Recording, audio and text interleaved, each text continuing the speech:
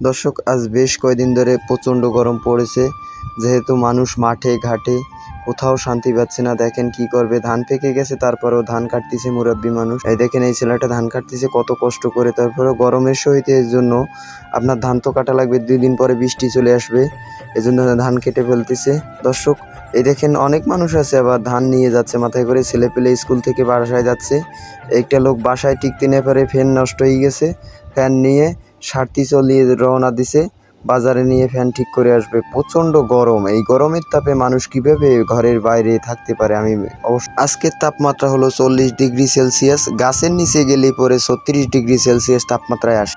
শহরে যে যানজট, গাছের কোনো দেখা নাই। দেখেন মানুষ কীভাবে মাথায় পানি ঢালতিছে, মুখে পানি দিচ্ছে, অথচ মানুষ পাগল হয়ে যাচ্ছে। জ্বর অসুখ বিভিন্ন জায়গায় লেগেই আছে।